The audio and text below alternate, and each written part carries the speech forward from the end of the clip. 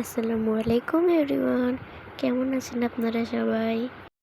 আজকে সন্ধ্যার পরে কিছু খেতে ইচ্ছে করছিল, তাই ভাবলাম ফ্রিজের মধ্যে মাংস আছে, বের করে চিকেন ফ্রাই করা যাক।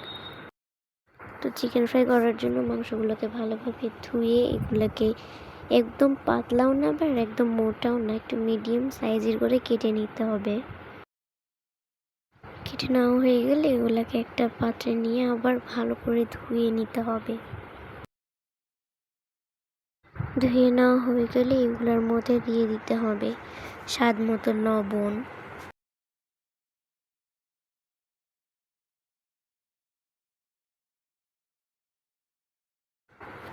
গুঁড়ামরিচ,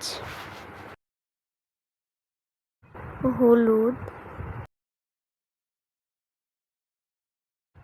বাটা মশলার মধ্যে আদা বাটা, রসুন বাটা, জিরা বাটা আর একটা ডিম দিয়ে এটাকে ভালোভাবে মিক্স করে নিতে হবে।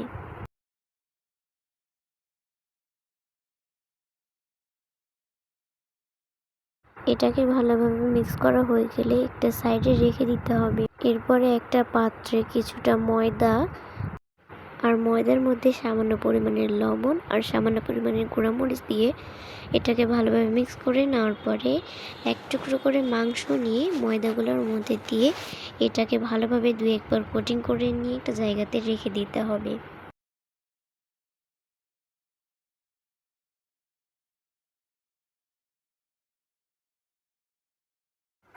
একে একে সবগুলোকে কোটিং করা নেওয়া হয়ে গেলে চুলার পরে একটা প্যান বসিয়ে তার মধ্যে কিছুটা তেল গরম হতে দিয়ে দিতে হবে। তেলটা গরম হয়ে গেলে এক এক করে কোটিং করে রাখা মাংসের পিসগুলো তেলের মধ্যে দিয়ে দিতে হবে।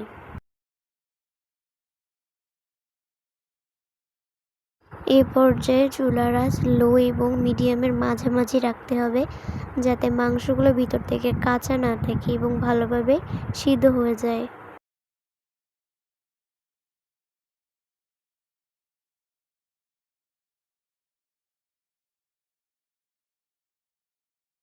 এক একে সবগুলো দেওয়া হয়ে গেলে ঢাকনা দিয়ে ঢেকে একবার হালকা ভেজে নিব। এরপরে কিছুক্ষণ পরে ঢাকনাটা তুলে আবার উল্টা পিঠে করে দিব। এগুলাকে উল্টিয়ে দেওয়ার পরে আবারও ঢাকনা দিয়ে ঢেকে কিছুক্ষণ ভেজে নিয়ে আবারও এটাকে উল্টিয়ে পাল্টিয়ে ভেজে নিতে হবে।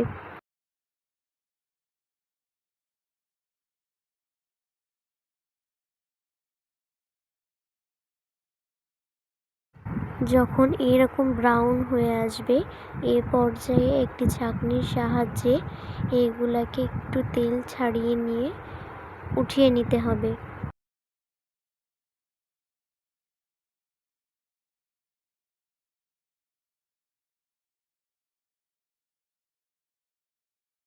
সেম প্রসেসে আমি সবগুলাকে একইভাবে ভেজে নিয়েছি। সন্ধ্যাবেলা কম বেশি সবারই কিছু না কিছু খেতে ইচ্ছে করে, তেমন আমারও কিছু খেতে ইচ্ছা করেছিল, তাই আমি এই রেসিপিটা বানিয়েছিলাম। আপনারা চাইলে এই রেসিপিটা কম সময়ের মধ্যে এটা বানিয়ে খেতে পারেন, অনেক বেশি মজাদার হয়। এ পর্যায়ে আমার সবগুলো ভেজে নেওয়া হয়ে গেছে, সসের সাথে এটাকে পরিবেশন করেছি। আজকের ভিডিও এ পর্যন্তই, দেখা হচ্ছে পরবর্তী কোনো ভিডিওতে। আর ভিডিওটি ভালো লাগলে অবশ্যই একটি লাইক করে দেবেন। আল্লাহ হাফেজ।